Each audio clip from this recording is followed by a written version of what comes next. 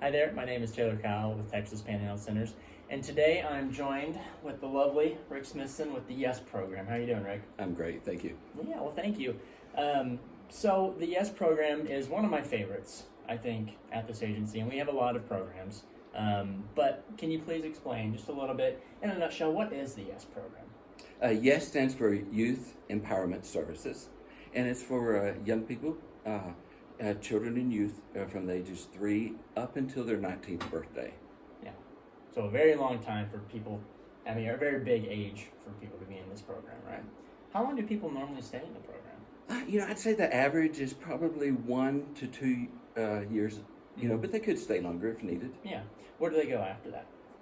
We do, when we see it's close for them to get out, every year they go through what we call an annual renewal to make sure that they still qualify, they still need the program.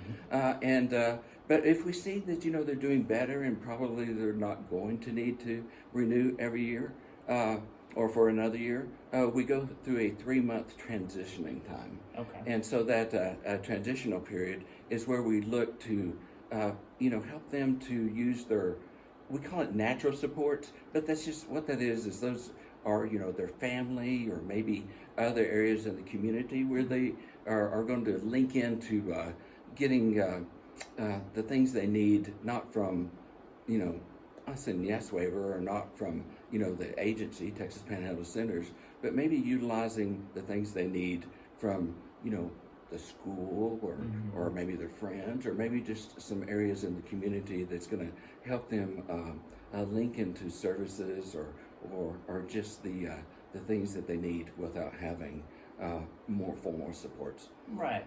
So, with this program, the YES program, these kids that are needing empowerment and they're needing services, what is your role really in their lives? Okay. Well, my official title is program manager, but that's a little official for me, and I think a little official with the relationship that we end up having with the young people and the families for sure. But I see myself more as a guide to the families and to the young people. Yeah. So I start off with helping the families with what we call a family story, but it's not just a chronological order of things that they've been through, but we do want them to identify the things that they've been through, and we call those the presenting needs. And in that, we're looking for maybe the crisis that they've been through, and and how they have sought services already. But we're looking for their strengths and the needs that they have, but who they reached out to. Because sometimes, we found in my life, it's certainly been true, that when we start having some difficulties, we begin to, kind of isolate ourselves and maybe draw within because, maybe we get busy or maybe we're afraid to reach out. And so we want to help young people and their families to start reaching out to people they've already depended on and to know that that's okay and they can be comfortable with doing that. And so sometimes in Yes Waiver, we can help them find ways to do that. And that becomes really important, Taylor, as we talked about in those transitional times, because, if they feel that they no longer need those formal services, they've already linked to people that they already knew. Whether it be uncle or grandfather or coach or sometimes it's even a police officer, oddly enough. Yeah. But that's kind of the beauty of these services. And so then when we write that family story, we're looking for what it is that they really want to work on.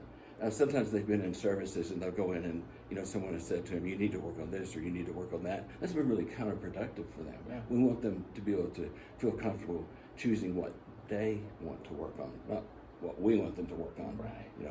I don't know, maybe not everyone is like me, but I tend to get a little resistant when people tell me what I should be doing. And so we want them to feel comfortable, begin to work on the things that they want to, and they're much more likely to be productive and successful when they do that too. Exactly.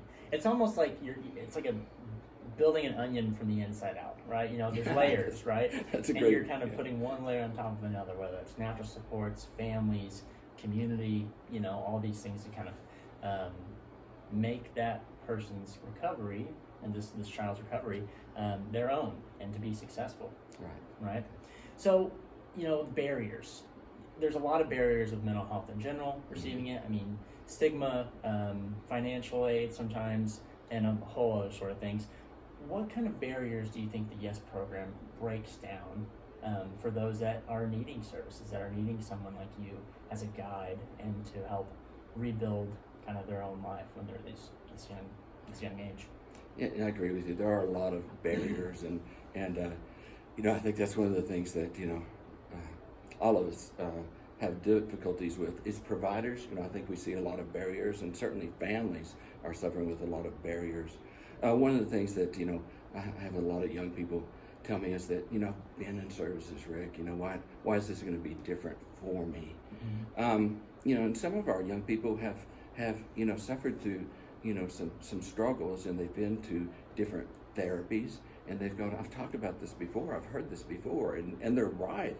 I certainly could not argue that point with them. Mm-hmm. And so we're able to offer some different modalities because they're tired of doing the talk therapy thing, and I certainly wouldn't blame them for saying that.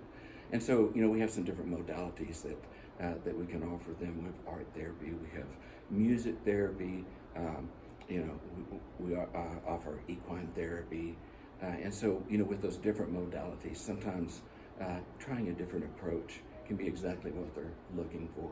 Yeah. And that's really helpful with that barrier. Right, like you said earlier, people and providers a lot of times often kind of, it's what the provider wants to do and not what is going to be helpful for the client. Indeed. So speaking on success and good treatment outcomes and stuff like that, can you please tell me a little bit of how maybe somebody in the past in your program has benefited from the YES program? We have some really neat success stories, more than we have time, during this interview. You nearly made me cry earlier, so right. We're almost there. We try to be really flexible and trying to do what's right, very client-centered approaches, consumer-centered approaches for the young people. But I think of one young lady, she's in college now, and I've asked her permission to talk about, her story. The first time I met her, she'd just come out of the hospital, and she was having a very difficult time. It makes me sad to think about her at that point of her life. But, we were trying to work with her and kind of establish, where she needed to start. And we do that with an interview. But when she came in, she had her hair over her face, and I didn't know what she looked like. And I certainly couldn't engage her at that moment with talking to her, but I needed to get some information from her. And so we sat in a room with her mother and myself and another worker, and I was asking her some questions, but she didn't feel like speaking. I certainly understand that. But I was thinking, what do we need to do? How do we need to help her with where she was at? So I got a pad out, a pen, and I put it there. And I says, my friend, if you feel like it, I'm going to ask you some questions, and you can write yes, or you can write no, or you can write I don't know, or you could draw me a picture, whatever you feel like doing. And so, usually that assessment, takes about 20 minutes, but it took a little bit longer, but she was able to write yes or no. And we were able to establish the information we needed, and that was fine because that's what she needed. Mm-hmm. And it really is important for us in Yes Waiver is to work with young people and families where they are, not what we typically do. Yeah. Her mother called me afterwards, and she said, the school called and said they can't find her at lunch. And I said, okay, well, let me work on that. And so I called someone at the school, and I says, can y'all locate her? She's a little concerned. And we had someone that happened to be at the school, and we found that she was really depressed and didn't want to be around other people. And so this person said, I'll just go and sit with her at lunch and take her lunch. And so we did that for a while. Mm-hmm. Quickly got her with the music therapist. Mm-hmm. And she said, I'll start going up there twice a week during that time.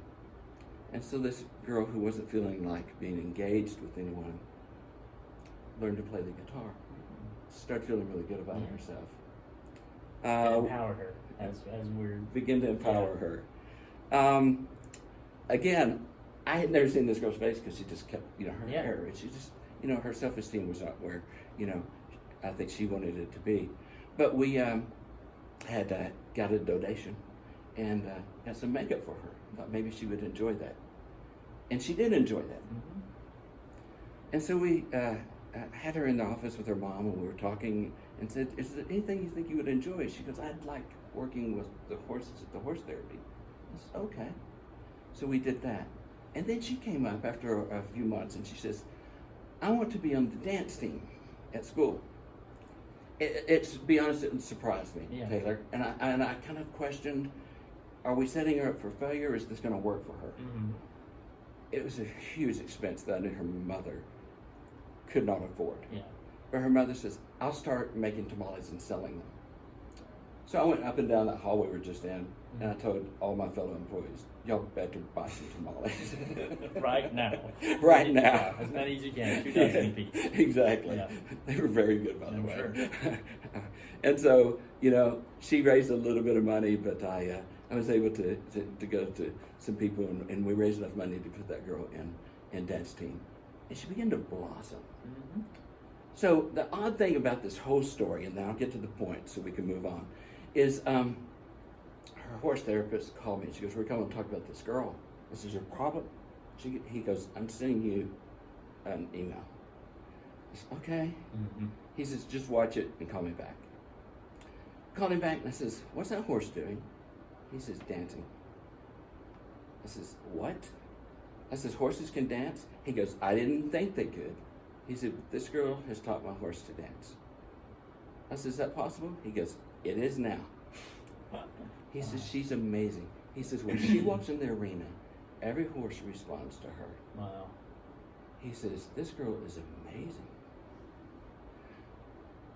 She did amazing from that point on.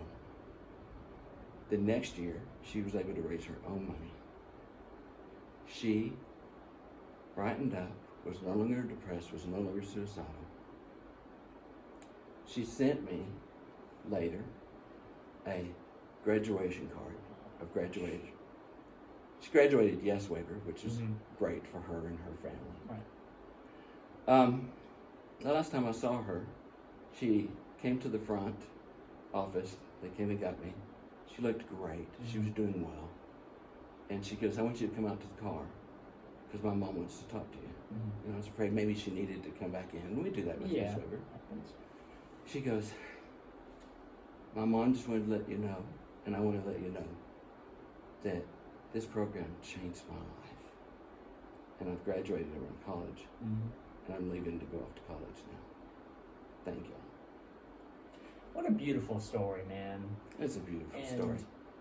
I mean, without you there, who knows where she may have been. I mean, these problems may have continued. There may be more hospital intakes. I mean, more trauma that occurs. And so I think this program definitely kind of diverted her back into, and she did a lot of the work herself. It sounds like. She did all the work. Her mom did the work. The horse therapist, the music therapist. I mean, it's true. The lady at the school. I mean, it's a village. Yeah, it really is. And we just love that. Families come, the children come, and they entrust us to be a part of their life. Well, like I said, that's one of the most beautiful stories I've heard, and I think that's a great place to kind of end our conversation today. So, we all really appreciate you and the YES program here at Texas Panhandle Centers, and I'm looking forward to more stories. Thank you. So, thanks again, guys, for tuning in. Again, if you are having a psychiatric crisis, you can always call our crisis hotline at 806-359-6699. Thank you.